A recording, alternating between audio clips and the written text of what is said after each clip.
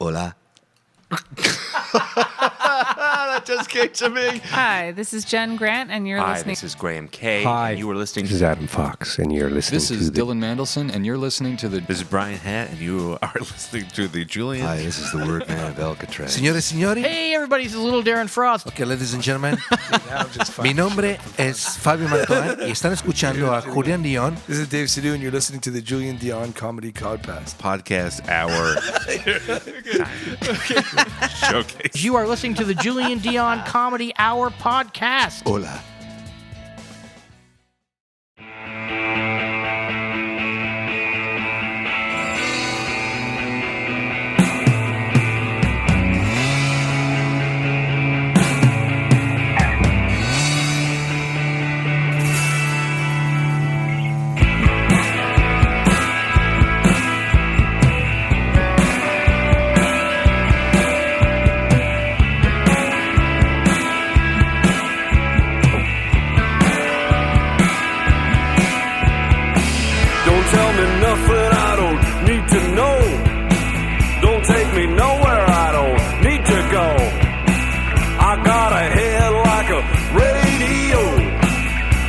A beautiful waste of time. A waste of time. A beautiful waste of time. A waste of time. Oh, snap attack. Here we are, episode 15, coming at you from Lemon Press Studios in the Distillery District, downtown Toronto. Hey, what's happening? How you doing? Episode 15, my guest, and today is actually the fifth and final installment of the West Coast tape, so that will conclude that series. And my guest today, Mary Jo Dionne, my sister, accomplished writer and overall creative and fun person. She's fun. We had a great episode, our longest episode yet. It's a doozy. Could have made it a two-parter, but decided to make it a one-parter, just a long one. So then you get to decide when you want to take a break. But it's a long one.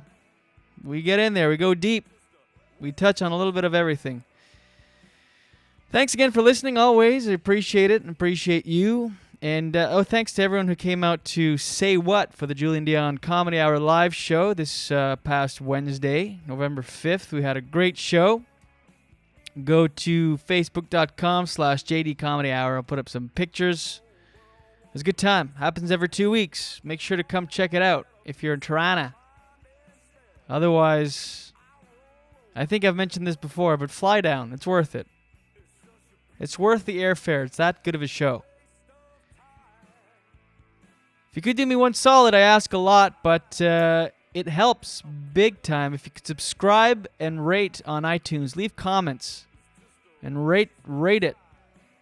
Rate the pod. And email the pod, pod@jdcomedyhour.com. That's that. Let me tell you, if you've never noticed before, if you go to the end of every episode, there are some bloopers. You may not know. You may hear the outro song and just shut her down, but keep listening. There's always some fun little bloopers and outtakes. So if you want to go back to any of the previous episodes, just start playing the episode and skip all the way to the end, the last minute usually. Little outtake. So do yourself a favor. Get behind the scenes of this thing and go to the end of each episode and listen in. That's it. I don't have much for you today by way of monologue because it is a long interview, and it's an interesting one. We do a very good, a very entertaining Mariah or Yoko, but so we'll just do this. We'll just get into it right away. It's a long epi, so let's get right to the meat of it. So let's get now to my chat with my sister, Mary Jo Dionne. You and me belong, just like the flowers, laughing all day long. People, I need you loose. Sing a little song, then take a shower. Julian Dionne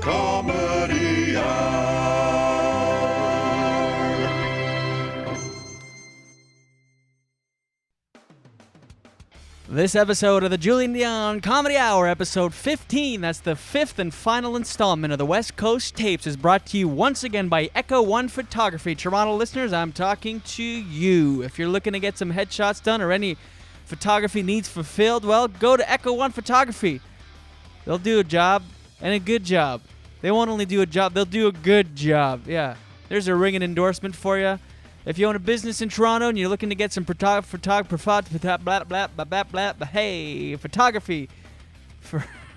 product photography for your e-commerce, or I could start over, but I'm not going to. I'm going to plow through. If you own a business in Toronto, you're looking to get some product photography for e-commerce or advertising purposes, look no further. Echo One Photography does that too.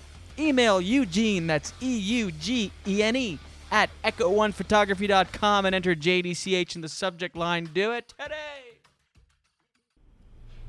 Years before, in high school, I'm walking down the street with the guy I'm seeing at the time, and a pregnant lady passes us. And he says, "There's nothing more beautiful than a pregnant lady. They just glow." I'm like, right. That's not a glow. That's like her life as she knew it, seeping out of her pores. Admittedly, at the time, I just don't get it, the whole baby thing. I think a baby Bjorn is just a really tiny tennis player. I feel sorry for people when they tell me that the night before they slept like a baby, right? I think it means they shit themselves. And woke up screaming. No cone-headed human alien is going to camp out in my innards for 9 months and then make a violent exit from my hoo-ha. Even at the age of 10, and this is 20 years before it's hip, I'm my own one-person Brangelina. I see the gut-wrenching ads on TV, and I yell to the screen, "Forget the just 35 cents a day, I am coming for you." All right, and that, of course, is my guest today. She sits in front of me in the ink pad. We're coming to you from Deep Cove, British Columbia. You might be able to hear some rain drops. Rare for this area of Canada. So we're sitting in the ink pad, and that was my guest. That was her performance of her one-woman show, her acclaimed one-woman show entitled Glowing, which she ran at the Vancouver Fringe last September and at the Winnipeg Fringe in July, right? You got it. You got her. I will get to her bio in just a minute, but before we do you want to do the thing? What thing am I doing? Just say yes. Do what? Just say yes. Yes, I do want to do the thing. Like I said, I will properly introduce her in a sec, but before, let's do this. We're gonna do time now for another installment of Are You Mariah or Yoko? And now, Julian Dionne presents Are You Mariah or Yoko? Where we find out from each of your celebrity guests, is it vocal range or vocal strain?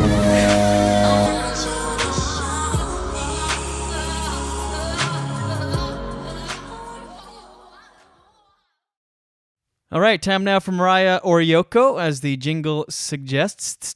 And we're going to do now our first ever cross-country Mariah or Yoko. So usually we always do it with Jen Grant. She is in Toronto, and I sit here with my guest, Mary Jo, in the ink pad in Deep Cove, BC. So we're going to call Jen and do it over the phone.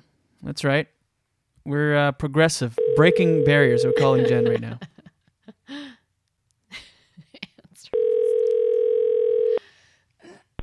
Hello? Okay, Jen Grant. Hey. Hello. Oh, I like the sound of your voice. You sound like you're going to do terribly. Hello. Okay, so we're going to do the first ever cross-country, Mariah or Yoko. Exciting. And the song of choice, actually, before we get into it, could you quickly, once again, tee it up for the listeners, just a short, quick description of the... Yep. No problem. You know, when you're listening to your music and you have your headphones on and you are singing along by yourself, you're really giving it everything you've got, and you think you sound great, but it's really that you're listening to this professional recording back into your ears. So I wanted to put this to the test and challenge other people to sing with me and decide who's better at doing it.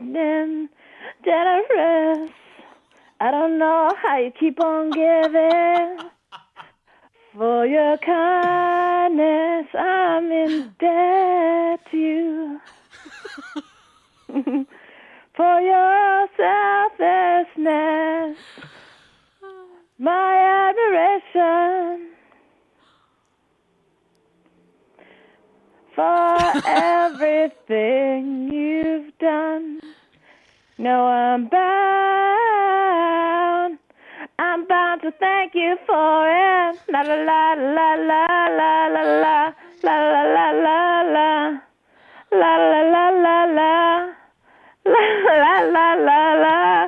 I think that's a minute, right? Yeah, that's a minute. Are you back? Okay. Can you hear us? Oh my Yeah. god. I can't hear it now. I can hear you because I paused it. Oh my god. Okay. Oh my god, Jen, you are Mariah. There's no denying. That was pretty funny because while you were doing it, Mary Jo mouthed the words, "This is the worst thing I've ever heard in my life." Hilarious. Okay, that was pretty good. First ever cross country, Mariah or Yoko, and as per usual, I judge. I get to decide. Oh. I know. Ooh, I mean, listeners don't call in. But no, they don't. They Right don't. now. Yeah, Now. yeah. Actually, yeah, we'll hand it over to you, listeners. Just call us right now. We'll take caller 11. We're gonna wait. No, I'm gonna have to. Okay, well, a lot of factors come into play here. What are the judging factors? Jen was over the phone. She's sick. Oh my god, Yeah, LeMay. cute. Joel. Super LeMay. LeMay. But the enthusiasm on both parts were there. Yours was pretty good, I have to say. You gave it a lot Who of are you heart. talking to? Yours, Me. Jen, Mary Jo. Okay. Mary Jo. Was because the eyes were closed, and you did the full song, Yeah. which is the first. Yeah, and can I also point? Are we allowed to like make a case for ourselves? Yeah, of course. Jen actually said, "Is it a minute yet?" Like, where's you think that's enthusiasm? Jen's the one. No. but Jen, I'm you actually said to me, respecting- enthusiasm counts. No, Okay, I if am you really love respecting- doing something, though, time bears no essence. There's nothing. It No, just doesn't matter. You know that I have to deal with Julian in my life, so I didn't want him to be mad at me because he's really mean. Yeah, lame. I went over. No, you know what? If you hadn't brought up that enthusiasm counts, I would say, okay, fine. But you're like, is it a minute yet? As if. All right, I'm gonna have to call it. I'm gonna have to give it to Mary Jo. Oh, nepotism. Anyway. Thank you. Thank you. Nepotism. Thank you. Thank you. Thank you. Yeah, but if he'd said you, I'd be like, oh my God, who you have to sleep with to win in this episode. Yeah. So, yeah. No, I think that's fair. Yeah. It makes total sense. Yeah, I'm sure you do think it's fair because you won. Jen, for starters, you could have been practicing all this time. I didn't even know about the segment. Nah. Practicing every song on it. Okay, well, thanks to Jen Grant, and that was our first ever installment. Thanks for nothing. Cross country. Are you Mariah or Yoko?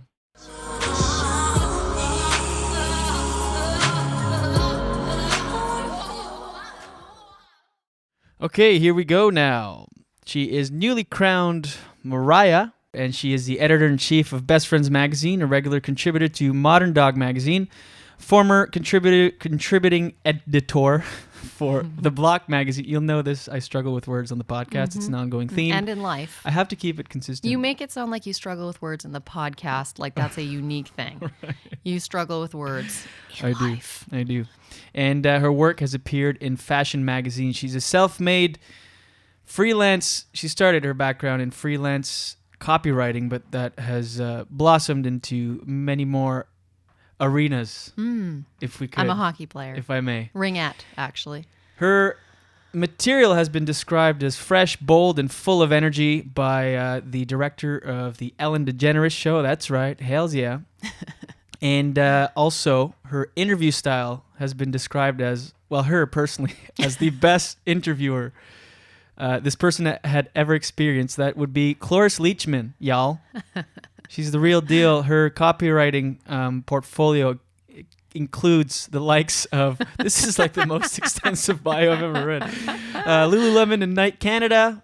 She was the finalist for Vancouver's funniest female comedian and Vancouver's funniest person with a day job. She does it literally all. Literally. No, all. Literally.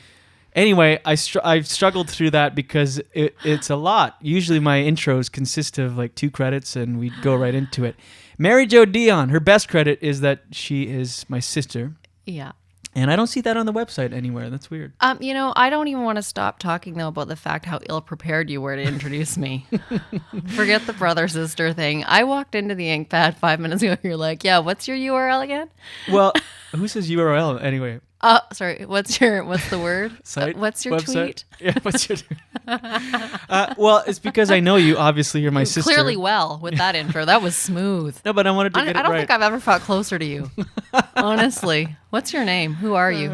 And where are you staying tonight? Because I know it's not my place. Maybe I'm debating staying in this place, actually, the ink pad. Let's describe the ink pad. I sort of did in Tuesday's monologue, but it's a little sort of art studio cabin, detached. Yeah. Little. Yeah. How many square footage you'd say this is? I don't know because I don't know square feet. I would say it's like 483 square millimeters. So, can you imagine I talk in square millimeters? I'm so into real estate. No, you know what? Would you say this is 200 square feet? Probably. Yeah, I don't know. It's just open.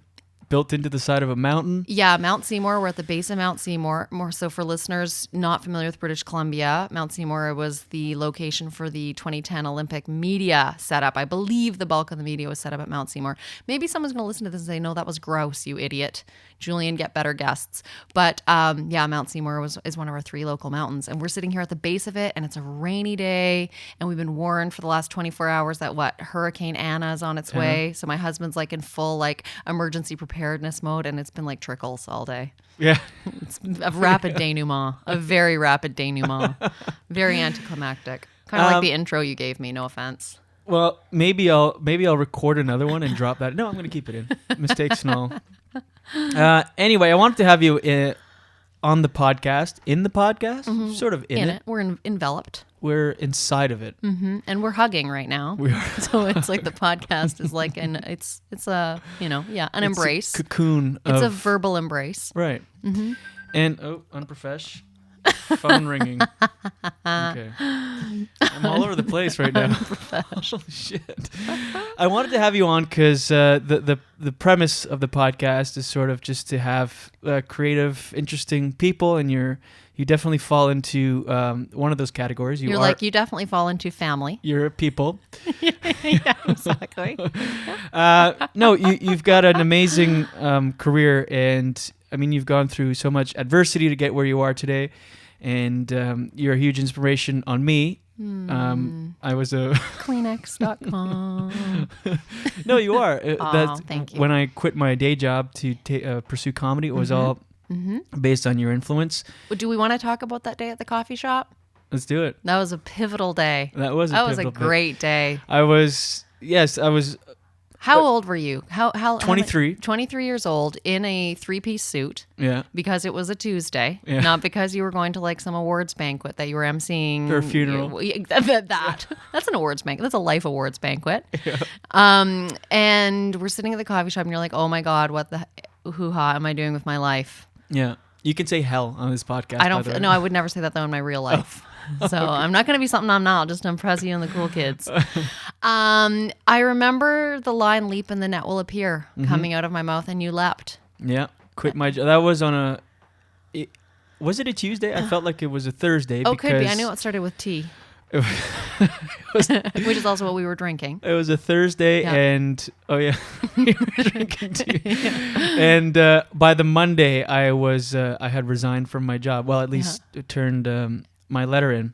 And by the Monday, your hair had fully grown to your shoulders. Yeah, it was an incredible transformation. Yeah. Oh, related. Okay, let's go back a little bit because the way I like to do it with my guests is sort of start and go through the trajectory of your career. So. You went to university, Mount A, and... Yeah, I went to Mount Allison University, do my Bachelor of Arts. Then I went to St. Mary's University, Bachelor of Education. Sackville and then Halifax. Sackville, then Halifax, exactly. And I did my Bachelor of Education thinking that it was sort of that 1-year way to always, for sure, no matter what risks I took in my life, I'll always have that whole leap in the net will appear. I'll always have a net. Okay, worst case, I can always be an English teacher. And I did do my teaching practicums, and I have to say I actually really loved it, which surprised me. You did a lot. You did a lot of things. You dabbled in, because you taught. You were a flight attendant, which we'll get into. Yeah. But tell the story about the teacher or the student that didn't want to listen to you because Leland. Oh, the one who didn't want to listen to me because I was his age. Yeah, Did I right. just tell the punchline? I kind of told the punchline. Yeah, kind of. So after my Bachelor of Arts, I guess you graduate from your BA when you're around 21 if you do it right out of grade 12. And so in my Bachelor of Education, I just turned 22. So I was in my practicum, but I ended up getting placed in, I believe it was a grade 12 English class. So a lot of these kids are like 18 and 17, 18. And so one of the guys, I was telling him to sort of like, focus or whatever my teacherly words were at the time. He's like, Miss Dionne, how do you expect us to listen to you when you're like our age? He's zinger. I thought there was another part of that. But, because you didn't think it was as funny. Okay, because I noticed that you fell flat. I remember putting it into perspective okay, so I think I was 4 years older than him. Right. Is when I did the math. And so I said, well, do you hang out with 13-year-olds? He's like, no. And I was like, well, when I was 17, you were 13. He's like, oh, okay, well, you are old then. Huzzah. Does that make it better? A little bit. Okay, not a great story. Alrighty then. We'll edit that out. Okay. So far, I think you should edit out my intro, the conversation after the intro, you setting me up for a story that I haven't told in about 8 years, so therefore I didn't remember as keenly as apparently I should have. Okay. So we're here with Mary Jo Dionne. Okay, so no you longer graduate. A relative. Yeah. And did my Bachelor of Education. Right. Enjoyed the teaching part, but I always have to say, if teaching was just teaching would be awesome. But teaching's not just teaching. It's that whole recess duty, detention duty, hall monitor. Oh, you want me to be the volleyball coach? Really? all that stuff. I'm like, I thought I was just supposed to talk about Wuthering Heights. Right. Wuthering Heights I could handle. Volleyball coaching I could not. Yeah. So that was a very short-lived dabbling. And from there, what do you do? Where does flight attending? Flight attending. Where did that take place? Yeah. Typically in the sky. Oh, geography joke. Flight attending took place in between Mount Allison, so undergrad, and before Bachelor of Education. Always wanted to be a flight attendant. Desperately wanted to be a flight attendant. And was it like a disillusioning sort of experience? It was a rude awakening. Yeah. Yeah. It didn't work well for me at all. For starters, I had these visions of truly seeing the world on someone else's dime. And I applied to work with the now defunct Canadian Airlines and subsequently ended up being hired by their subsidiary Air Atlantic. So while I had a lot of time in the sky, instead of going to from Halifax to Toronto to Barcelona, I was going Halifax, Gander, Corner Brook, Stephenville, yeah, this is just this, and that's by noon. And then, you continue on your day and literally 8 takeoffs, 8 landings in a Dash 8. No. And just the Maritime. The Maritime. So I did get to spend a lot of time at the Albatross Motel, and I think that was in Gander. I don't even remember where, but it was the Albatross Motel. So no, it was a little bit of a disappointing career. You and I have talked about this at length, though, that one of the things I'm addicted to is what I call peeking into a portal, which is one of the things, like you are an interviewer and I'm an interviewer. I love interviewing people that give me a glimpse into a world I'm not currently, I don't currently have privy to on a day-to-day basis. And I have to say, flight attending for me, it allowed me to peek into a portal that I was always really enamored with. I thought flight attending was for sure the job for me. I love talking to people. I love traveling. I just thought for sure this was going to be my thing. I also knew I was a writer, so I was like, oh, with that schedule, I can be writing on the beach. And why do I keep wanting to say Barcelona? I don't know why. I'm just going to keep bringing up Barcelona. I don't have this weird thing with Barcelona, but apparently today I do. But I always thought it would be a perfect match for my life. And I'm glad I tried it, because at the end of my life celebration, aka my life award show, my funeral, I will know I tried it. Yeah. And I failed. And there you go. And so how does, at which point do you get into advertising? Because that was sort of, that's sort of branched off. Absolutely. That's sort of been the heart of who I've been for the last, say, 17 years. And had you ever planned on that, or you just fell into it sort of thing? No, I definitely didn't fall into it. It was definitely a strategic decision. So in elementary school, my best friend, Hillary, her father was a creative director. And I remember being at his office in the 1980s and seeing the oh my gosh, like the proofs of a big Kodak ad that was going to be on the side of a bus. And I remember seeing that. It was like a jogger in lime green short shorts. And I remember seeing that, and it left a very vivid impact on me, because I was like, oh, there's a start to where an ad comes from. And probably about a week or so later, I was walking down the street in Winnipeg and the bus drove by and that ad was on the side of the bus. And so I know that was pivotal for me to see the before and after and the process of it all. Where it became really relevant for me, though, was after my Bachelor of Education and knowing I wasn't going to ultimately pursue a career as a teacher.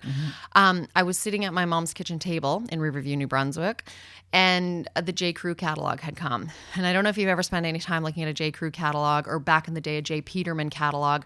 They can be really beautifully written. And you really, even like an IKEA catalog is really fun. Poangs and tea lights aside, the copy and the concepts can be really fun. Right. They poke at that in Seinfeld.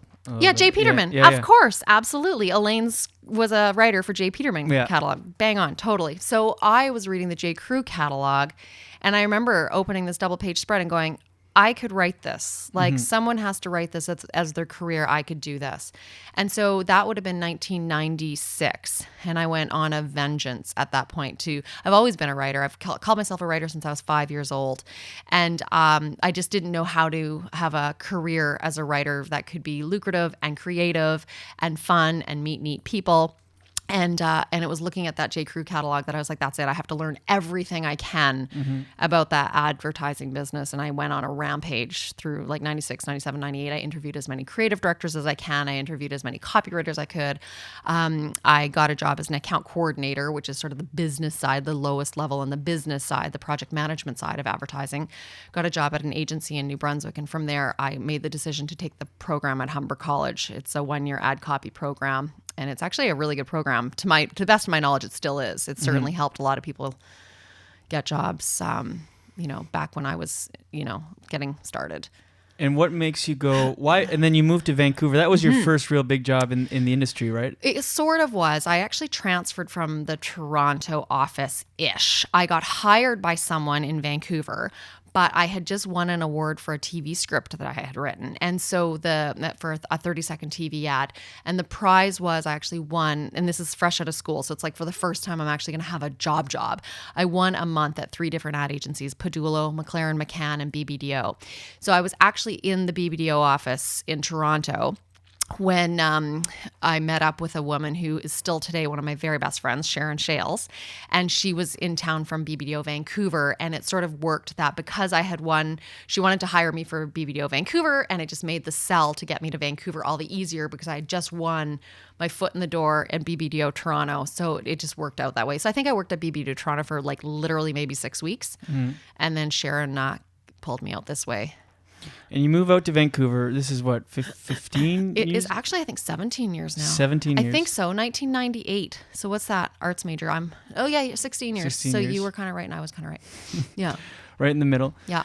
All right, so you moved to Vancouver and you're copywriting. Yes. And you're not freelance yet. No, I am not freelance. When do you make the decision to freelance? And talk about that a little bit because it's sort of... you were sort of forewarned by a lot of people to not do that. And this is what I like about your personality. And you sort of, you write your own ticket, sky's the limit, and you don't bother yourself with, you couldn't waste a minute on what other people think or say. Right. So how do you make the leap from being employed by a company to freelance? Yeah, absolutely. Well, one thing I want to say is that it's not that I don't care what other people say, because I absolutely do. And anytime someone tells me what they think, there's a moment where I think, do they have a point, a valid point? But if I think that they don't legitimately, I'm a lot easier to walk away. A friend of mine once said, don't wait for an invitation to the banquet. And that to me has sort of been like a guiding principle of how I've shaped my career is if I want something, I don't wait for the invitation to the banquet. I like to create it myself. Sometimes it works, sometimes it doesn't. But predominantly making that leap from being an employee to a freelancer, that sort of came, I was really, really fortunate. I worked with great ad agencies with incredible people, like good creative directors and really amazing. The thing I've always said about working in ad agencies is it's sort of the next best thing to high school. I enjoyed high school, so that's a happy analogy. The people, it's dynamic and fun, and there's, it's like the inside jokes and the, the kookiness and all that sort of thing. I loved that about ad agency life. What I didn't like about ad agency life, or should I say really any kind of 9 to 5 thing was that the expectation is there that you're going to be productive from Monday to Friday we say the term 9 to 5, but it's not 9 to 5. It's usually, 8 to 7 or whatever. When I believe creative people have specific times of the day or nights or weekends when they're actually more productive. And I think people are productive in all kinds of different environments. And so for me, I've always been a bit of a commitment phobe when it comes to my career. And on the first day of any job I've ever had, I've picked the day I hope to be gone by, just because I get panicky and, break out into a rash and all the rest of it.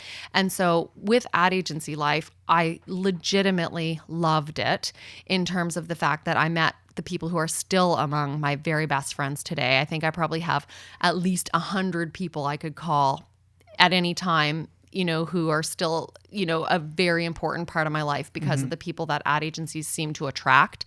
Incredible mentors. I could list a whole bunch of them, but for me, the format of working in an office Monday to Friday, sun up to sundown, wasn't going to work for me. And plus, I've also always been someone with a whole lot of pots on a whole lot of burners. And I've always been someone who's got other ideas for other things I want to do and try and dabble in. And that wasn't an office environment wasn't conducive for me to achieve or try, maybe not achieve, but try all the things I wanted to try. So so I worked at BBDO. From BBDO, I went to Ogilvy Mather. And this was all with my longtime art director partner, who's now a creative director in Saskatoon, actually, Garnet McElry. He just left Vancouver. He's like an incredible dude. So Garnet and I went from BBDO, which later became Lanyon Phillips. We went to Ogilvy Mather together. And from Ogilvy Mather, we went to Cossette together. So we worked at great agencies together. But Garnet and I could always be very honest with each other. And I always sort of had this, and he's the same entrepreneurial sort of spirit and I wanted to try other types of writing and all the rest of it. So we eventually sort of parted ways in Cossette. But I had a great, but have remained lifelong friends and still do lots of creative projects together on the side. But I went to my creative director at the time and was just totally honest, which was a really scary conversation for me to have. His name's Dick Haddon, and again, great guy, sort of a legend in the industry. And I said to him, Dick, I have all these other things I want to try as a writer. I want to write a novel. I want to write comedy. I want to write children's books. I want to write a one-woman show. I want to do all of this stuff. I said, I think I can only work about 3 days a week. I said, it's either going to be at Starbucks or here. Perhaps as a freelancer for you. And he basically said, well, good luck. I'll take a double. No, I don't know. I could not think of a Starbucks drink. I'll take a venti, no foam. No, he said absolutely 3 days here. So because he was so accepting of this proposition for me, it enabled me to sort of take a step towards the freelance life. And so that 3 days a week ultimately merged into me having the confidence to go, you know what, I think I could do this on my own. So after a year of working 3 days a week for Cossette, which I think is unheard of. If there's another copywriter out there listening who's had that kind of arrangement, please email pod@jdcomedyhour.com because I've not known that. And I think that's one of those examples of don't wait for an invitation to the banquet, create your own invitation. Right. Like I went to him with that. I didn't go to him with the problem. I went to him with the problem I was experiencing and the solution. Right. And he bought the solution. Most people would just assume that the answer is no. They wouldn't even ask. Totally. So when you do that for the first year, you're working 3 days a week for Cossette. Are you working for any other agencies? No. Or you're just doing that? At the time, I did it just for Cossette so that I could work my other 2 days a week on my other ideas and my other creative projects. But then after that year, I realized, wow, a lot of people have been saying, are you taking other freelance work? And at the time, it didn't occur to me because I was like, no, I'm doing this thing 3 days a week for Cossette. And I want to have all my other time to do all these other projects. And then after the first year, I kind of realized, you know what, I could probably do a lot more with this. And that was sort of when I decided to start my company, which is called Ink. And Ink Creative was born, I think, in the year 2002. And that was sort of when I kind of opened the floodgates. And then it all sort of started to really snowball from there. And did anyone ever express any sort of jealousy or anything because you were, everyone's there, like you said, 8 to 7, Monday to Friday, and you're just sort of 3 days a week doing your own thing? Yeah, and I think it's a displaced, and I'm not saying, oh, they're so jealous. That's not it at all. But I know there was one copywriter in particular that my relationship with ad agencies for the last, well, it's 2014, so say 12 years, has been I'm an in and out resource. I come in as needed. I leave when I'm not needed. I work a lot from the ink pad where we're sitting right now. But there was one copywriter in particular, every time I would come into the agency that he and I were both working at, but he was an employee, I was a freelancer, he'd just say, oh my God, must be nice. Oh, you're leaving now? Must be nice. You know, oh, you just came in at 10, eh? Must be nice. And I'd be like, yeah, but I'm assuming all the risk that comes with this lifestyle. You know, I don't have anyone matching 4% of my RSPs, or, you know, I don't have sick days. I don't have vacation pay. So, like, I don't know if the word's jealousy, and if it was, it's the wrong emotion, but it was, you know, it's the life I chose. I always say that creative people, or people in general, you can sort of value one of two things. You can either really value your security, or you can really value your freedom. But I've yet to figure out a way you can value both on the spectrum. Right. And I've never been one to value security. Yeah, I value the security that comes from my health, and I value the security that comes from my relationships. I want to have healthy relationships. When it comes from my career and creative expression and trying new things and taking risks, I value freedom way more than I value security. So when a guy like that would come up to me and say, oh, must be nice, I'd be like, no, but you value security more, whereas we have different value systems. I don't value what you value. Right. And so you start Inc., your company, and then you is there a conversation with Cossette that now you're billing them differently, or how does that work?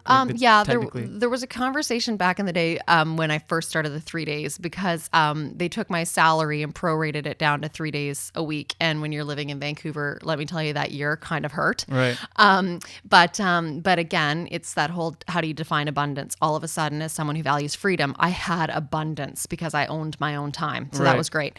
Then the conversation, though, the year after that became, okay, what's a fair hourly rate? Because in the land of freelance copywriter, it's pretty much an hourly, you know, again, maybe there's copywriters who are listening to this who'll be, no, I do it differently, and that's fine. My system's always been sort of like an hourly rate. And then working with different agencies and asking around and all that sort of stuff, you do have that conversation. And every project you put together an estimate and you say, this is my hourly rate. And they say, okay, well, would you do it for this instead? Or da-da-da-da. So you go back and forth. So those conversations definitely happened. And when you make the decision to go freelance, do people in the industry tell you, like, give you their opinion? Like, I asked because when I made the leap from financial planner to comedian, you know, coming from the East Coast or like Moncton area specifically, it's not overly artistically supportive, and people value, like you say, security way more than anything else. Right. And so it's crazy what people would actually tell me to my face, like, are you, like, what's wrong with you? Are you crazy? And like, you should have heard what we were saying behind your back. Wow. But did you experience that going from? Yeah, of course. And, you know, but the thing is with ad copy in particular is being a freelancer isn't entirely rare. There's certainly a good number of freelancers out there. My situation might be a little bit different, though, because when I decided to be freelance in 2002, I knew deep down I would never go back, because I knew deep down being an employee would never work for me. Whereas a lot of people freelance sort of at different phases in their life because of just a different chapter. Maybe they just got let go from a position and they have to pay the bills, or maybe they just want to try it for 6 months. Whereas for me, it really works for me as a long-term model. But in terms of the things people said to me, the thing I remember the most was one particular associate creative director I was working with sort of said, yeah, go for it. Feast or famine. That was his words. Yep, feast or famine. And maybe my definition of feast and my definition of famine are different, but I've only experienced feast. And I say that, I'm not saying my phone's always ringing, but I think because feast to me means different things. Because all of a sudden, if I'm not working on a project, and I typically love the people I work with, like, there's nothing about me leaving ad agency structured life that was about the people. The people are incredible. The projects are incredible. The clients are incredible. You know, yeah, there's always politics and silliness and all the rest of it, and crazy back and forth and client revisions that will make you scratch your head. But for me, Feast was, I own my own life. I own every hour of my day. If I had a bad work day, it's entirely on me. You know, every single thing, it's valuing freedom. So I only have experienced Feast, and I've had so many creative opportunities and got to knock on so many different doors and had them open, some just a crack, some wide open, but all because working in a building Monday to Friday, 9 to 5, I recognized early on it wasn't going to work for me. So so then you decide to launch Inc.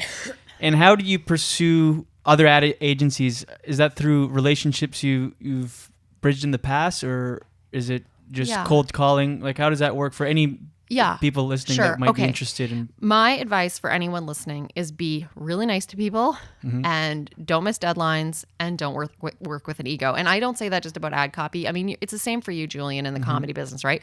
If you have a spot open at the Julian Dionne Comedy Hour on a Wednesday night, are you going to call like a jerk who shows up late, who's full of ego? Or are you going to call that nice person who does good work? Of course, the assumption always has to be the work is good, right? But being easy to work with, and I've always prided myself on that. And as a creative person, I think there's this myth that we have to wear black turtlenecks and little black rimmed glasses. Right. No offense to what you have on right now. No offense to your exact outfit right now.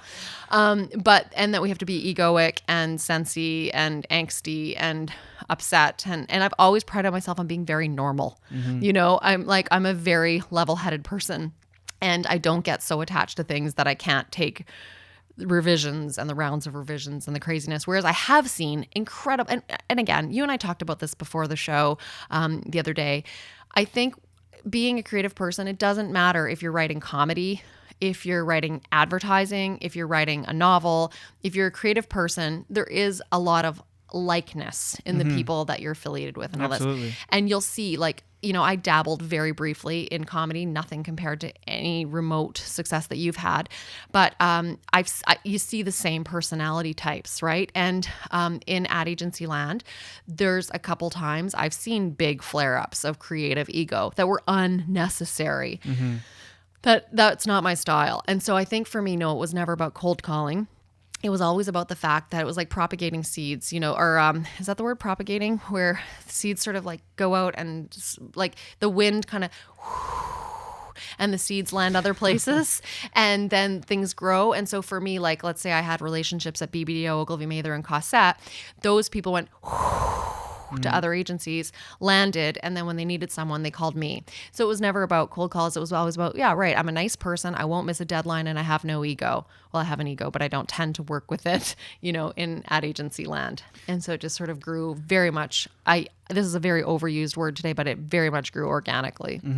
It's interesting you say missing deadlines, because that in a creative field, it's very seldom that deadlines are like people always miss their deadlines. It's so overlooked. Yeah. I wonder what that is about creative people. We just sort of tend to. I think there's like a belief that, and you know, and when I look at like the creative directors I really, really admire, they understand that creative is a business at the same time. And you know, and again, it goes back to comedy too. And I remember seeing an interview with Jerry Seinfeld and him talking about how he never wanted to have a backup plan. You know, he looked out the window of his apartment and the guys who were out working on the street, like the tar guys or the guys, what are they called? Jackhammer. Those guys. Working on the street, you know, probably hating their job, but they show up from 7 till 3. And, you know, who is he to wake up at 11 and think that he can just dabble in what he's doing? Right. You know, if you don't treat your creativity as a business, then it's a hobby. Yeah. You know, you can decide. And so the same thing. And again, my background's in ad agency world, but, you know, that ended up going into magazine world and ultimately went back into performing with my one-woman show. And if I'm going to show up late to a one-woman show, if I'm going to miss deadlines from when my script needs to be reviewed by a tech person or whatever, it's like that's not then it's not a business anymore, and I have no right to be there. It's a hobby. Yeah, people overlook that business side of it all the time. All the time. A lot of creative people feel that the business side of it takes away from the art side of it. Yeah. If they're too good at the business, well, they cannot possibly be a great artist. And that's just... I completely disagree. I just had this conversation with one of my very, very best, dearest friends, Danielle Crissa, and she's very successful. She's just signed her third book deal. We were talking not about her situation in particular, but just about being a creative person in general, and about the fact that so many times we let other people take care of our business for us when really, as a creative person, why can't we be CEO of, Mary Jo Dionne, whatever, Julian Dionne, there's this, what's the word? Misbelief. What's myth? A misbelief, I guess, is a myth that, creatives are flaky and all over the map. And really the most successful entrepreneurs are creative people. Right. Oprah Winfrey is a creative person. Ellen DeGeneres is a creative person. Martha Stewart's a creative person. And each of them recognize that they're not just, Martha Stewart's not just making cupcakes. She's running an empire, but it started with cupcakes. Yeah. But if she was just sort of, there's I'll make a pie next Saturday. It's like, no, she's going to make a pie and she's going to write a book and she's going to do a PowerPoint presentation and a strategy. Right. And that pie could lead to, whatever. And I think that creative people have to remember that you have that choice. You can be creative and all over the map and flaky, and then absolutely call it a hobby. But if you want it to be your life, I think it's about taking it seriously enough and respecting the fact that deadlines, and I think also deadlines. One of the creative directors I worked with years ago said, I was complaining about a short deadline. And he said, actually, I'm so sorry. It was a she. She said, you expand or shrink to the space available. And I'll never forget that. And sure enough, we got briefed on the Friday. It was due on the Monday. We worked all weekend and it was great work because we expanded or shrunk to the space available. If they'd given us a month, I don't know if the work would have been better, but I know I probably would have watched a lot of movies that weekend. Right. Chilled, slept in, whatever. But instead, it's like, no, you expand or shrink to the space available. And I think of that all the time. That's a good one. Yeah, there's a lot of myths around creative people. One that drives me nuts is specifically for comedians that if you're a comedian, in some way you're messed up. Like, what's wrong? Yeah, like, right. You've got some sort of, like, there's, some childhood trauma or something.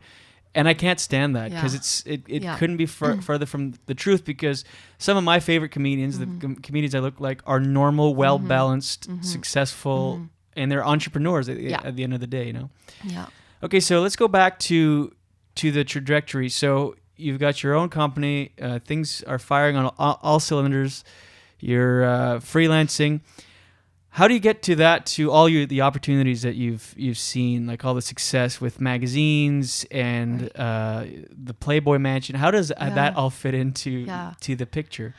So magazines, it was interesting. I'd always, like I said, fancied myself a writer, and I always knew at Humber College, I had this professor who said, when you're building your hat rack, put a whole bunch of hooks on it. Don't build a hat rack with just one hook. And and I'm going to use the example of ad copywriters because that's the background and that's what he was referring to. A lot of ad copywriters at the time were like, oh, well, I love doing radio. I'm just going to really work on radio. Whereas it's like, no, you have to be able to do radio and TV and billboards and direct marketing, which may not be as sexy and romantic and cool, but know how to do it. So you'll always have opportunity because opportunity is always going to lead to the next thing and the next thing and the next thing. So I always fancied myself someone who was going to have a hat rack with a whole bunch of hooks. So one of the things I always wanted to try was magazine editorial. And I was at Chapters on Robson Street, and this is 11 years ago, and a new magazine was launching called Modern Dog Magazine. And it was sort of like the Vogue for the dog guardian. But I saw this magazine, and at the time, I had recently converted to being a dog kookball. Like, I was obsessed with my little dog at the time. And I was like, you know what? It was a local publication, just a small glossy here in Vancouver. I was like, I'd love to write for this magazine.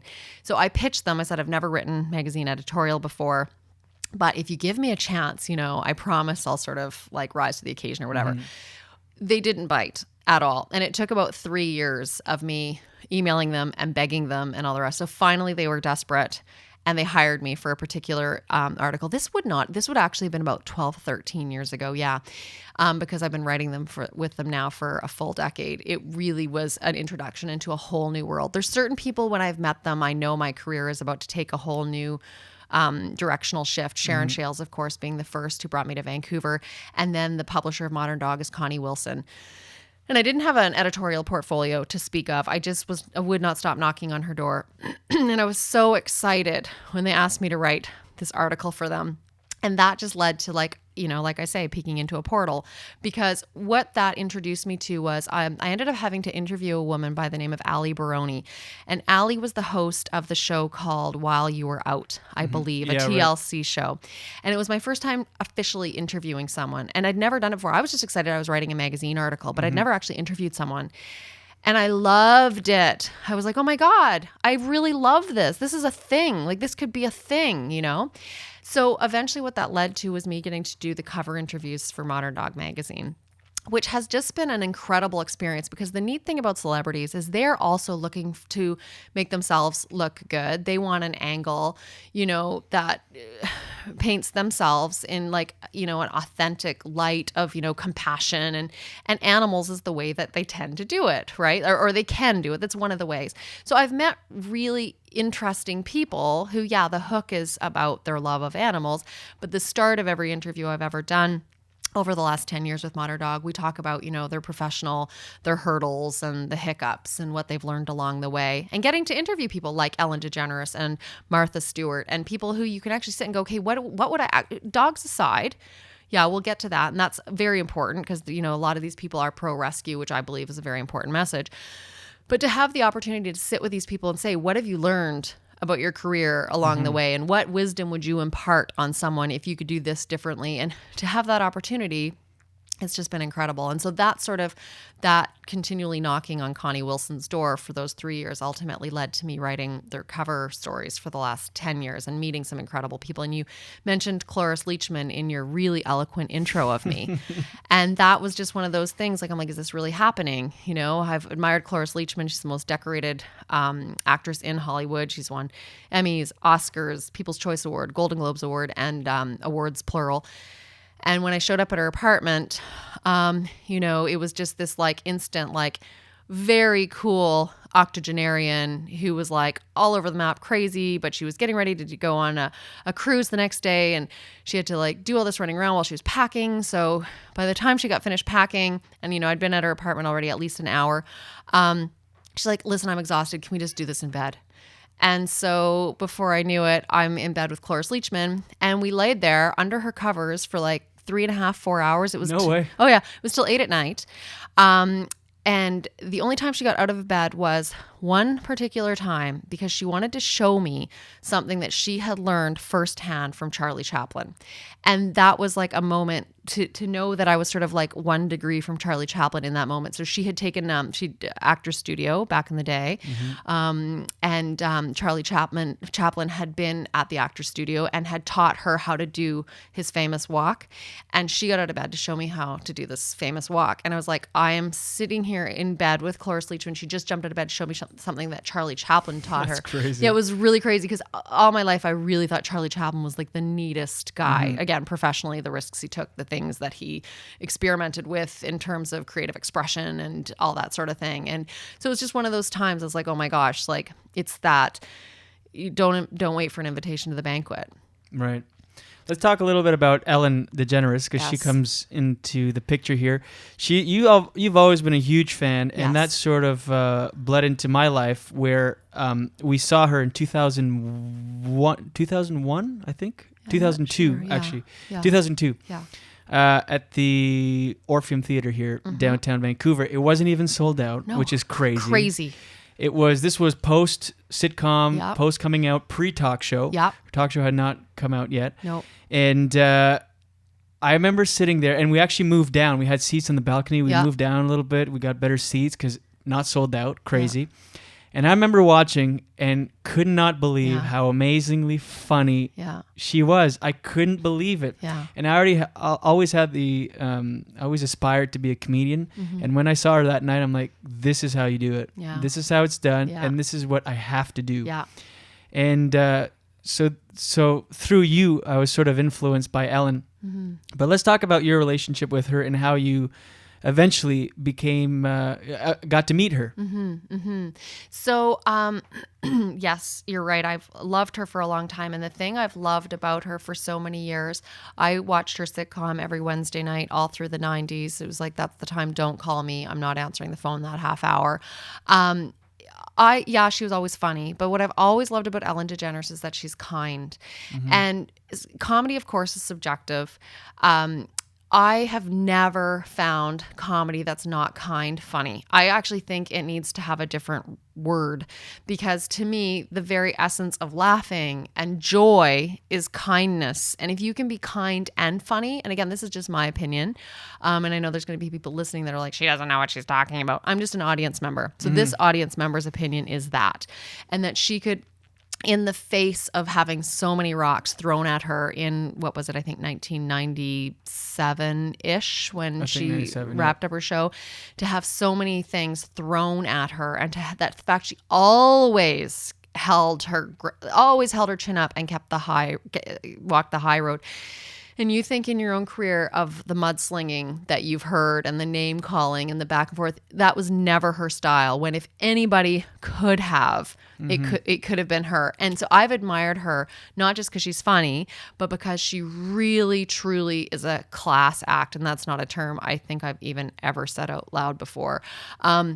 But really has always sort of been a woman of real dignity in my eyes. And what I loved, and you're talking about the show we went to see of hers, she connects with people. And whether you're a comic or an ad copywriter or a novelist, any creative person who truly connects with people, I just think that's like the ultimate. So my experience with her, I got to interview her for Modern Dog Magazine, and it was just one more of those interviews that I was like, is this really happening? The thing with interviews is, of course, you can do them over the phone, but when it came to someone like Ellen DeGeneres, I was like, no, tell them that your writer's going to be in LA, and she would love to swing by the studio, and like, it just doesn't make sense to do it over the phone because I'm going to be right there, and I'm going to be staying really close to Burbank, lie. And so Modern Dog's like, okay, well, we'll see what we can do. And so, yeah, they called me back and they said, well, there's good news and there's bad news. They said, the good news is she'll do it face-to-face. The bad news is you have 15 minutes. And I was like, doesn't matter. I'll take it. I'll absolutely take it. So flew down to Los Angeles. And you know what? Just as a little added, because it's my favorite not my favorite part of the story, but one of the parts of the story I love, for a treat, if you've been to Los Angeles, there's a wonderful hotel called Chateau Marmont on the Sunset Strip that I was like, you know what? If we're having a completely Hollywood experience, we have to stay at the Chateau Marmont. So it was just this like extra like cherry on top sort of thing, like, because I love old hotels, and the Chateau Marmont is like full of incredible old Hollywood folklore. So it was just like this amazing experience. That's where Jim Belushi died, isn't it? It sure is. Yeah, you got it. So anyway, went to do the interview, and it actually coincided. It was in the early days of the writer's strike. Right. Yes. So her office was, noticeably quite empty, and we had to drive through the pickets to get onto the set. And so right from the get-go, though, meeting her, it was just... it wasn't the feeling at all of meeting a really funny comedian. It was the feeling of meeting a really smart CEO. And that, it didn't surprise me because, of course, she is like, the head of her own brand. But it was just this really almost like a nice reassurance that, right, like it's exactly what you and I were just talking about a couple minutes ago. It's that, yeah, she's a creative person who's absolutely nailed the business side. Like, you get the sense like you respect this woman, like she's a smart woman. And so we started the interview, and of course, Ellen DeGeneres is famous in the comedy world for being the first woman that Johnny Carson ever called over to the couch for a chat after the set, right? That had never happened before in his show. And so I let her know, first thing out of my mouth was, that was your big moment in your life. I said, sitting down here with you today is the big moment in my life.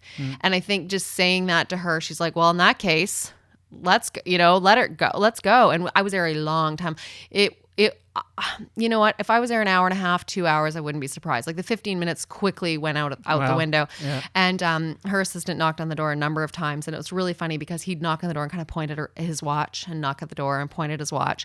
And I said to her at one stage, I said, am I going to get you in trouble? She's like, no. Did you see the name on the door? Like, it's good. I've got this, But she was just incredibly gracious and funny and kind and all those things that I really had hoped that she would be. And of course, it was during the writer's strike. And so her monologue, had yet to be written. And so to have her kind of bounce around those ideas of what she was going to talk about that day, and me kind of get to like throw out my ideas, and then later on to be in the audience a couple hours later and hear the monologue, oh my God. Ah! Yeah, she used a couple of your ideas, right? Well, there was one line that I had said, and like we talked about it. I was like, yeah, absolutely. She had talked about earlier that morning in the shower, couldn't see what she was doing, and she had accidentally washed her face with conditioner. And then I quickly said, well, at least you could comb through your beard that way. And that was a line that she used in her monologue. So for me, that was a life highlight. Huge, of course. Yeah, it was a great moment. That would never have happened, I think, had it not been for the writer's strike. So that's pretty cool. Okay, that's a great story. Now let's go to... Yeah, that was a smooth segue. You're like, because what can you say after that? You're like, speaking of combing through my beard, let's talk about the Playboy Mansion. Yeah, the PB match. So you went down to the Playboy Mansion as part of one of your ventures, Puppy Mills Bite, which I sport the T-shirt all the time on stage. Yeah.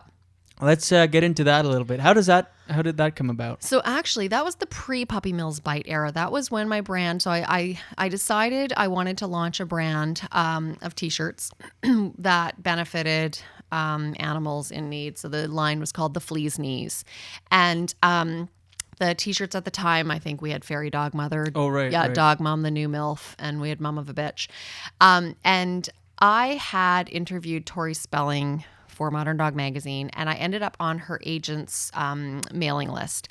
And I ended up getting this invitation to a party at the Playboy Mansion. And I quickly called my friends and I said, I think I just accidentally got invited to a party at the Playboy Mansion. And everybody's response, like across the board, everybody, I didn't call, I emailed, everybody was like, then we have to accidentally go. Like, are you kidding? So figured out what it would cost to get a table together for 10. But explain a little bit how you accidentally got invited. You were on a media list? Yeah, so Tori Spelling's agent, who I'd been emailing back and forth with, teeing up the details of our Modern Dog interview, I ended up on her email list. So I think maybe she thought I was someone who should be at the Playboy Mansion, but really I was getting the email in my Old Navy pajamas in my house in the suburbs of Vancouver. So as soon as I accidentally got that, I said, well, we have to accidentally go. Well, I didn't. My friends were like, we have to accidentally go. And what was the email? What did it say? Like, you are invited to? Yeah, exactly. For tickets, da-da-da-da. And you know what? Really, I don't believe it was an exclusive party in hindsight. Right. But I think the fact I got on that list was like, tickets were going to sell out in like 2 Mississippis, and I ended up on the list. So I had this idea for launching this line of T-shirts, and they were in production. My designer, Sue Lee, was working on them, and we were going back and forth. And then I was like, oh my God, they need sponsors at this event. Maybe I could use this as the launch of the T-shirts. And so that's what we did. I think we had 10 of us that we all showed up in these T-shirts, super fun T-shirts, and sort of used that as the launch of the Flea's Knees. And it was like amazing. And we were called the Flea Girls. And I said, if anyone had ever told me that more people wanted their pictures taken with the Flea Girls than the Playboy Bunnies, I'd be like, what? Like, what's happening? It was just one of those like crazy perfect nights where we met like crazy incredible people that I was like, is this actually a night in my life? And it happened to be my birthday, and so it was just one of those like every once in a while you have a perfect night. And I was like, we are partying at the Playboy Mansion, launching my line of T-shirts with my dearest girlfriends, meeting incredible people. And I called you. That's right, you called me with George Shapiro. Yes, yeah, Seinfeld's longtime manager. Seinfeld's George Shapiro. And that was a great story too, because I'd been sitting with the Modern Dog crew, because the Modern Dog crew also came. They're like amazing people, Connie, Jen, and Jessica. And a woman came up to me and said, is that Connie Wilson? I said, yeah. She goes, oh, I'm a longtime fan of the magazine. She goes, do you think she'd mind if I met her? I was like, oh God, no, absolutely. And she's like, oh, awesome. I would love to be introduced to her. And she goes, I'm just sitting over there with my business associate, George Shapiro. And I was like, okay, wait a second. You want to meet Connie Wilson, but you're sitting with George Shapiro? She's like, oh yeah, George, like long time businesses, whatever. I'm like, okay, I'll trade you introductions. I was like, I will introduce you to Connie Wilson, but you have to introduce me to George Shapiro. And her name was Amy. And Amy and I have stayed in touch all these years, and she's a fantastic person. Like, just like, you just meet people who are just like energetic and positive and amazing, and that's Amy. Like, she's outstanding. She still works with George Shapiro. And so I got to pounce on George Shapiro And I remember he was eating a chocolate chip cookie, and I'm pretty sure it flew across the room because I like grabbed him and I was like, "You're amazing!" Like he was responsible, I believe, for getting Elvis on the Ed Sullivan Show. I think back in the day, yeah. like he's been a manager for that long and that much of an iconic manager, Right. You know. So again, I always call it peeking in a portal. The Playboy Mansion, to talk to the people I got to talk to and meet the people I got to meet. It was just an evening of portal peeking. Yeah, it was amazing because I was at Right. we were camping Right. with a bunch of friends on the East Coast. Yep. It was after 1 a.m. and Probably, yeah. Because we were Los Angeles. 4 hours difference. four from New Brunswick, and we're drinking around a fire, and my phone's ringing, and I don't recognize the number because you didn't call me from your cell phone. No. And it was really loud, and I could just hear it was you, and you're like, "Julian, hold on, someone wants to talk to you." Right. And I'm trying to process what's happening, right? I'm Right. like, it's all happening so fast, and it's George Shapiro giving me advice. Yes. It was something like, "Hey kid, George Shapiro here. Just listen. Just keep your head up high. You're doing a great job, and never quit." And he said something like, "Years ago, Jerry Seinfeld told me he wanted to quit." And I think he told you the story. Correct me if I'm wrong, but I think he told you the story about going to Vegas with Seinfeld That's in his right. early days, And he bombed. repetitively. He had like whole 8 week. shows Yeah. and bombed 8 times. He's like, "Never give up, kid." Something like that. that's what he said. He goes, I was he said that story exactly what you said. Yeah, you're welcome. And that was amazing. Yeah. Describe a little bit the Playboy Mansion for people that have I have no clue what Yeah. that involves. What is that like?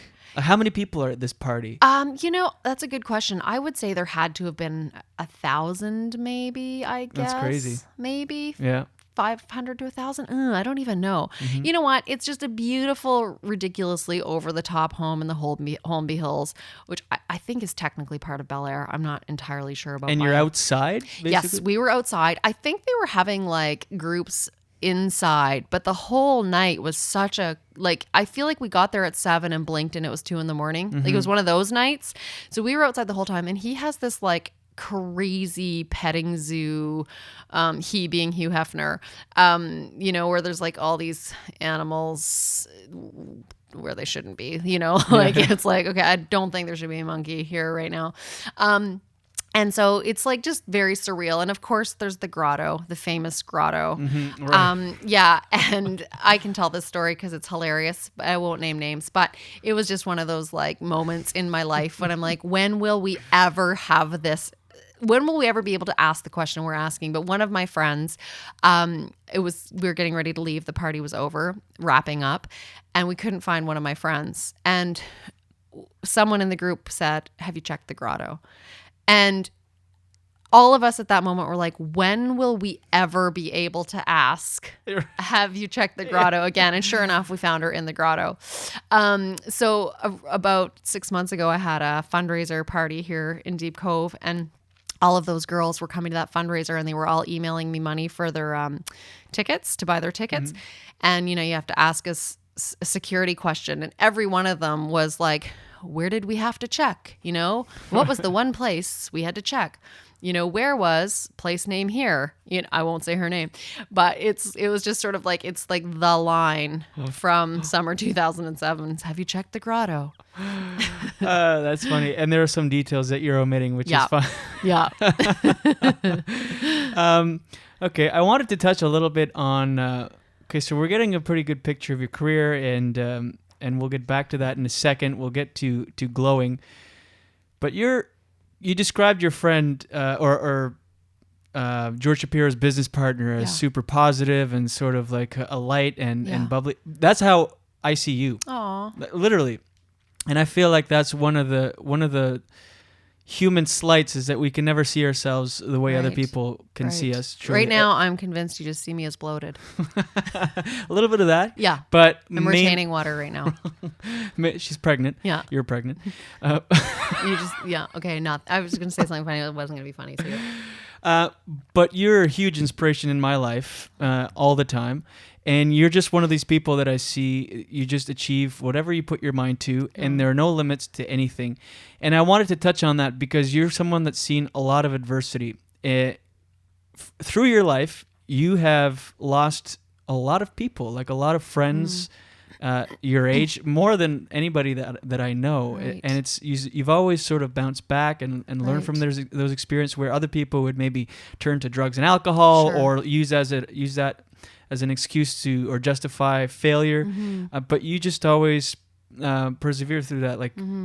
Like I said, you've lost a lot of people at Right. young age. Right. You've like close friends Yeah. and roommates, Yeah. and you've overcome cancer 3 times, Right. and you've had a difficult understatement pregnancy, Right. and which has brought us my niece, your daughter. Yeah. Let's talk about that. How do you process and move through those Right. those possibly life altering events, Right. and how do you keep your head up high, and how do you just sort of maintain balance and keep pushing through and keep kicking life's ass, because you Right. are you're really one of those, you're a rock star basically. Aw.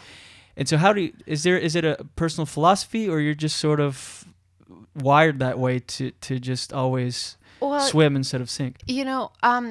Thank you for that, by the way. Wish I could say the same in return. Could you imagine? But, it's funny. I was at the gym in London, Ontario about 10 years ago where my grandmother lives. And I was on the treadmill beside this older man. He was a really nice guy. We chatted through it the whole time. And then when he finished up on the treadmill, he's like, okay, have a good one. Kick the shit out of the day. And that really left an impact on me. I was like, right, you got to kick the shit out of the day. I loved that. And I know every morning, even when I write in my journal, that's how I end my writing for the day. It's like, okay, let's go kick the shit out of the day. And I love that. But you're right. I did lose in a 1 year span. I lost 3 people who'd all the exact same age as me. And one was a very, very close friend of mine who was my roommate at Mount Allison University. And he had I suppose, an undetected condition that they didn't realize was as serious as it was. And he had a seizure while he was in London, England. And you had an email from him. And Yes. that's why it made it so shocking, Yeah, right? yeah, exactly. So I'd gotten up in the morning. I was in Vancouver. He lives in Halifax. He was in London for this wedding. He was coordinating with me via email on ways I could pick up the keys to his apartment in Halifax. So when I woke up, 8-9 hours difference between London and Vancouver, I had an email from him. And just sort of explaining about the keys and all the rest of it. But no sooner had I read that email than I had a phone call from a mutual friend of ours, and she was bawling hysterically, but I thought she was laughing her head off because I couldn't figure out why she'd be bawling. So I just assumed she was laughing her head off. I couldn't understand anything she was saying. And she said, Will died. And I could not believe it. And I was like, well, no, I said, Dale, he didn't, because I just had an email from him. Like, it's okay. It's a misunderstanding. I'm reading his email right now, not thinking, well, email's not necessarily in real time. And he had a seizure in his hotel in London. And this would have been, we had just turned 30, so 12 years ago. Actually, I just was in London in April running the London Marathon, and I went to the hotel that he had stayed at and died at, and went to the bar there, and Chad and I had a drink and a toast for him. And that within that same time period, lost another friend to cancer that she didn't know she had. She went in for a particular appendix surgery, and they realized she was full of cancer, and she passed away relatively quite quickly. And then another friend who had melanoma. The same year I had my first melanoma, she had her first melanoma, and her second melanoma. She and I had second melanoma at the same time, but she ultimately died from hers, whereas I didn't. And I think for me, it's always been, I'll tell you one thing that drives me crazy, okay? Plastic surgery that makes you look younger drives me crazy. It drives me crazy. The name of the game is to get older. Right. You're winning if you're older. If you're not here when you're older, it's because you lost. You died. You're out. Like, never. If I ever say to you, Julian, you know what, I'm looking a little old, I might get this done and this done, go, no. Replay this. Because it literally, if you want to get plastic surgery for any reason that makes you feel better, that's fine, but not because you want to look younger. Right. Like, if you have an issue and you want to fix it, whatever, I'm not judging, but don't want to look younger. And I really have an issue with people who don't tell their age, because it's like, again, it's the name of the game. The older you are, you're winning. Yeah. You're here. I You agree did with it. that. You think Will wouldn't want to love to have been 31 or 42 or 96? Right. Drives me crazy. People who bemoan their birthdays drive me crazy. I'm like, no, you're winning. It's the name. It's everything. And, you know, I don't know what I'll be like when I'm 96. And you and I were blessed to have a grandmother who stayed so young at heart until she was 96. And I remember my mayor would always say, you know, she's paid off all her bills. She's got no debt. Now all the money that she has in the world, she's already prepaid her funeral. She would talk about that. All the money she has in the world now is just a party. Remember, she's just going to make a party. And it's like, that's the whole thing. It's not like, oh, I'm 96 and everyone then. And you know, now granted, I could be cantankerous and bitter when I'm 96. I don't know. But right now in my 40s, oh, it drives me insane. Didn't you one time, you had a friend visiting, she was turning 60 or something, and she did not want to acknowledge her birthday, and you brought out a cake and she started crying? Or No, I don't think that was me. Oh, someone. Yeah, I know. If it was me, I lied to you. I told you a story that was a complete lie. You know when you can't remember things, it's because you lied at one point. You're busted in a lie. You don't remember the details. Right. I don't know if that was me. I don't think it was me. I felt like it was. Like, okay, I'll continue just to maybe ring a bell. Someone was either staying with you or visiting you, and they were turning, I think, 60. And yeah, well, I'd cry if I was turning 62. Old. Can you imagine after everything I just said? But, and they didn't want to celebrate their birthday, and you or the person that told me the story brought a cake out, and this woman just started crying. I don't remember that. I'm so sorry. No. But I'm a lot older than you are. Baby brain. No. Yeah, I know. Again, something else I hate. But I've done it a lot in the last 48 hours. Sorry, baby brain. Okay, so let's get back to that. So how do you get to a place where you just push through all that and kick the day in the ass? Yeah. Kick the day's kick the shit out of the day. Kick the shit out of the day. Yeah, you know what? I don't think I have any deep secret for that. I just literally know it's a choice every day. Yeah. And it's like, I don't even understand people who don't get that we're so lucky to be here. Right. I don't get that. I do not get that at all. People who, oh, you know what I can't deal with? People on Facebook, I'm so bored. I'm like, are we living the same, like on the same planet? Right. Like, there is so much to do. Yeah, all like, the time. All the time. And not just stuff that you have to do, but stuff that you might want to do and get to do and projects you might want to try and embark on and all that kind of stuff. I don't get that at all. But I don't think it's any big secret. I literally just think it's that decision. Mm-hmm. You know, it's like, we're here. Like, that is a miracle. Mm-hmm. We're even being here is a miracle. And, you know, I did my one-woman show, Glowing, a reproduction production, and it was such an arduous journey to become the carrier of a human alien that even the fact that a human is born is a miracle. Like, Right. after what we went through and the journey we took to get our monkey is like, God, if you don't love every minute of your life, and I'm not saying, because I mean, a lot of people have a lot of trauma in their life. I'm not undermining that, but I mean, the general everyday person. Yeah. I don't get it.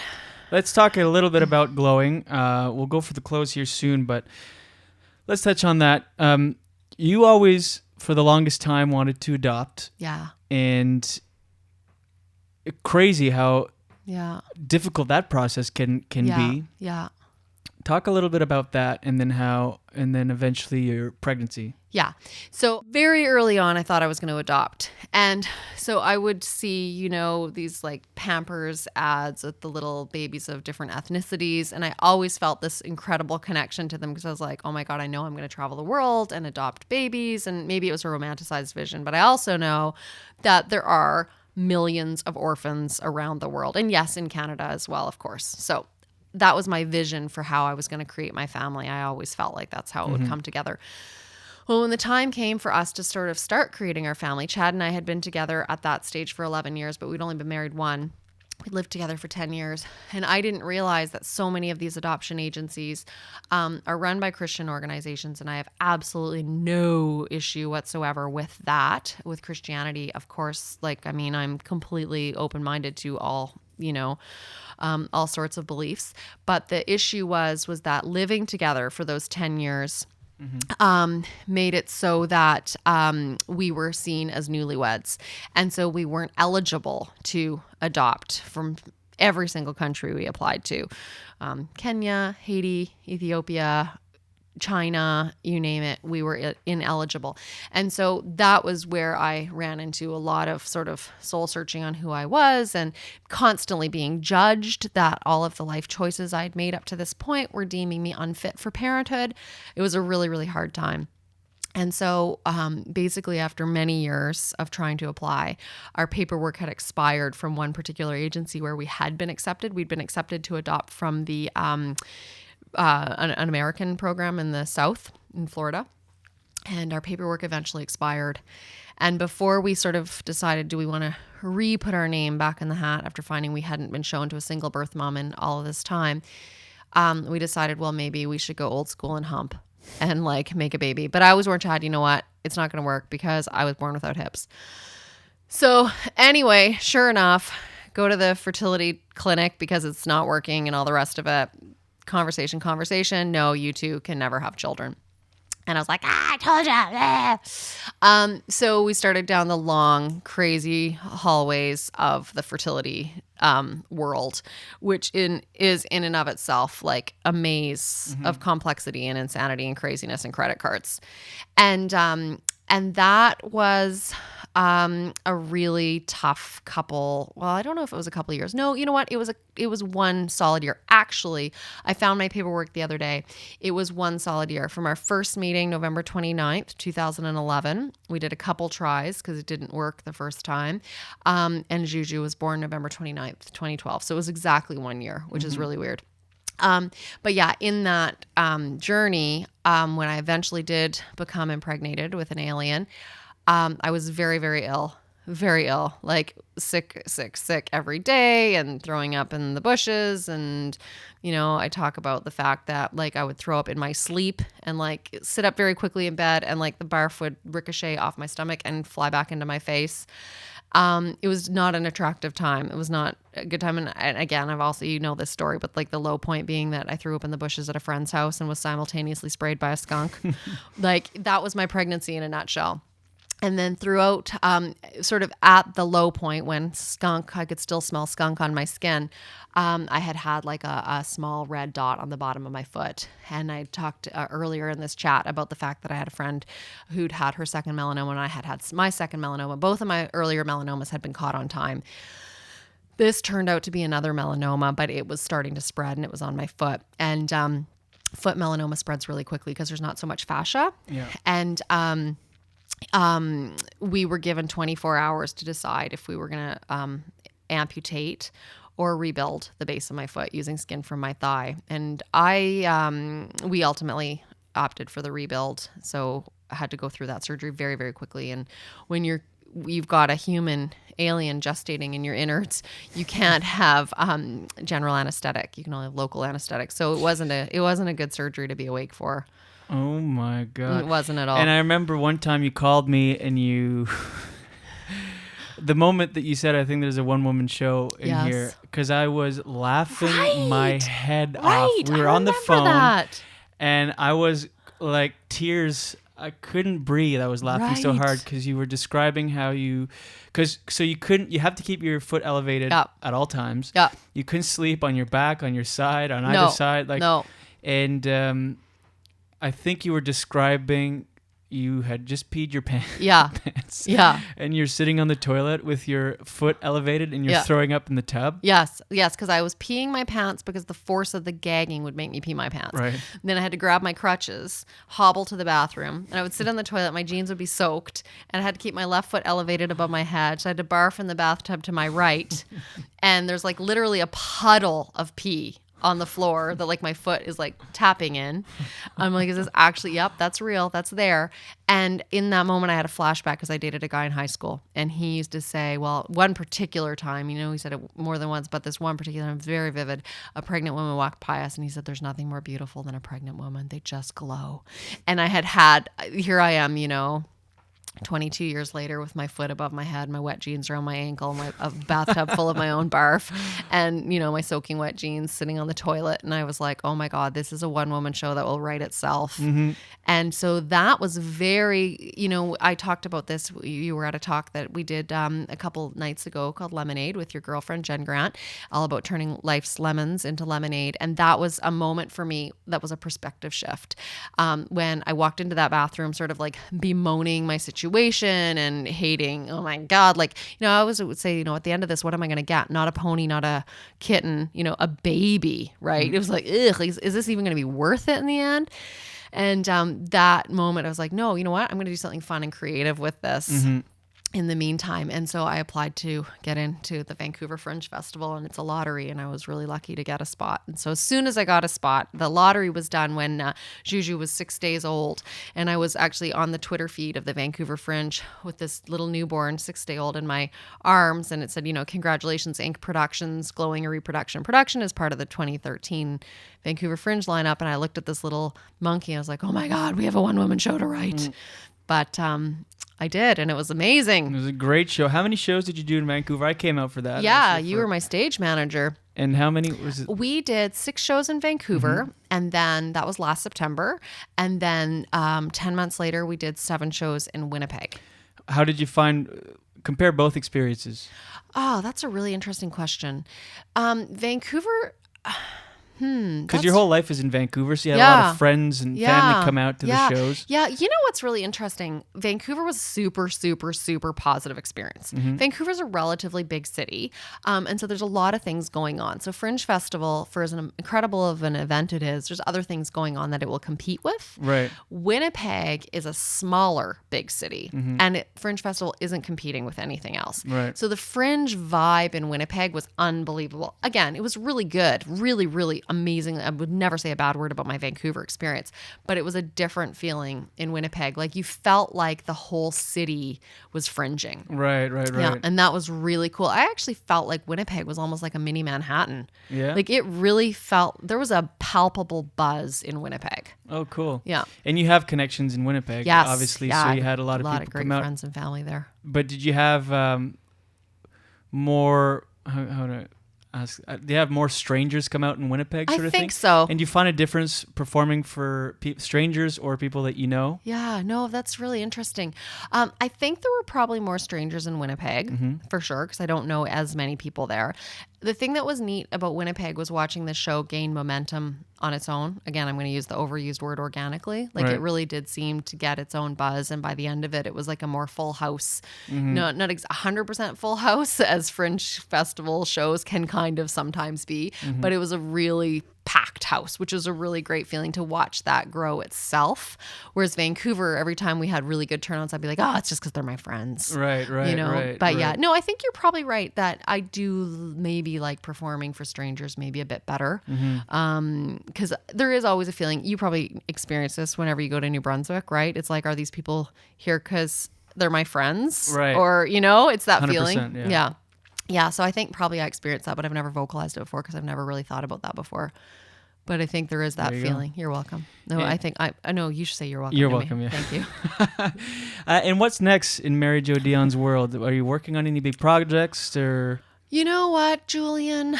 I am just dating another human alien. That's right. Yeah, hence my bloatedness. I'm actually in the process of selling my one company, the Flea's Knees. So if there's any dog lovers out of there, I've had a little bit of a shift in where I'm going to put my extracurricular passions. And so that is sort of on the market right now. As you know, I just did the show with your talented gal, Jen Grant, and Erica Sigurdson, and my friend Danielle Crissa last week, Lemonade, turning life's lemons into lemonade. So I would like to do a lot more of that kind of thing. The first time you and I saw Ellen DeGeneres together, I think I'd seen her once before, so I always have to one-up you. But I remember leaving the venue feeling, a full foot off the ground, like floating, levitating off the ground. There's that feeling. And again, that's just what I get if I see someone who's managed to be funny, managed to connect with people, and managed to do it without one low blow. I think that's such a gift. And I don't know what my articulation of that will be, but that is ultimately, as a creative person, that's sort of, I don't know the answer to your question, what's the next big thing, but I know if I can achieve that kind of thing, to create, to connect with people, to be kind in some way, that's sort of what continues to guide me. But I don't know what format that will be just yet. My husband and I were talking, Chad, not so long ago, and I said, I think the thing I love most about my career is that I never know what's around the corner. I never know what phone call I'm going to get for a really cool opportunity. I never know what email is going to be in my inbox the next day for something neat that I want to try. And I love that. And so I'm kind of open. Right now, I'm sort of cleaning up admin in my life and professional life in terms of, okay, what's no longer working, what continues to work. work and sort of just getting ready to have a blank slate. And, you're sitting in the ink pad right now. I took down 2 big ads that have been on that wall forever because I realized I've got no more wall space. So I can't psychologically or psychically or emotionally evolve anymore. Or, I need to create space. What's the next thing that's going to go on the wall? So I actually physically made space on the wall because I don't know what that next thing is. Groove. Well, there you go, guys. If you're looking for an opportunity, the Flea's Knees is up for sale. And look for Mary Jo's new company, the Baby's Knees. Yeah, exactly. The baby's chubby knees. Anything you want to plug? What's your Twitter? At Mary Jo Dionne. At Mary Jo Dionne. Mm-hmm. And what else would I want to plug? The thisisinc.com, I suppose. Which is a URL. What do you say now, if not URL? What do you say? Website. Oh, God. You people with your sick flow. Anything else you want to add? You feel good about it? Are you good? You know what? I'd just like to redo the beginning, the middle, and the end. Perfect. Otherwise, we're good. All right. Thanks for doing it. Thanks You're for a huge having inspiration me. in my life. I love you very much. Right back at ya. Ditto. Right.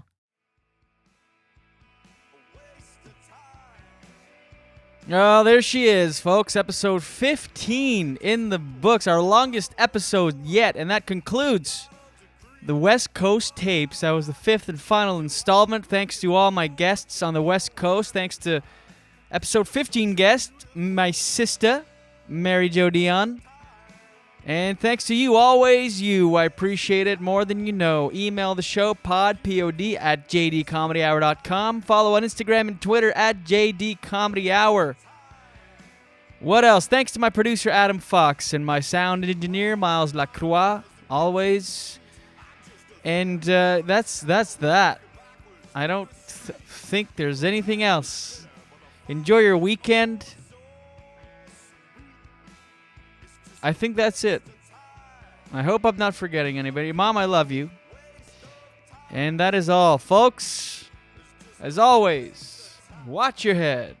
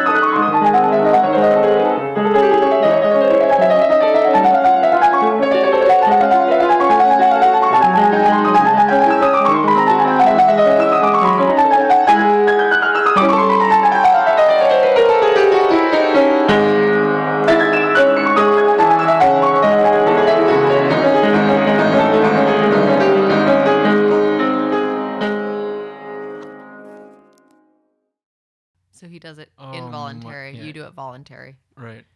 Voluntarily? Yeah. You can put that on your resume under volunteer work.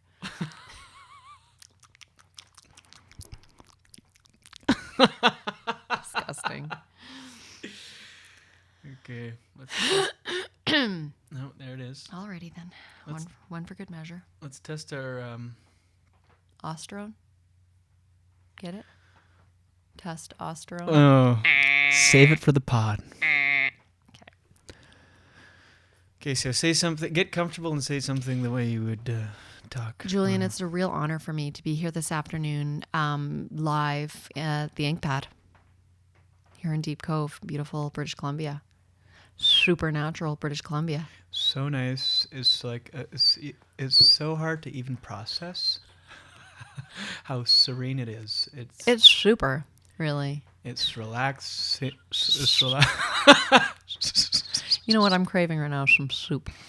Some, specifically, what kind of soup? Maybe not soup. Maybe more of an ice cream sundae. Ice cream Oh, sundae. with sardines. What's the word for cold soup? Spumante. Spumante? Oh no, that would be ice cream. Gazpacho. Gazpacho, that's what I was thinking of. Spumante. Nice. Gazpacho. Nice gazpacho. Nice bowl of gazpacho. Who's ever had a craving for gazpacho? Oh, just curl up in front of the fireplace with a nice big bowl of gazpacho. Stupid assholes. That's who. You know, really, gazpacho is just V8. Yeah.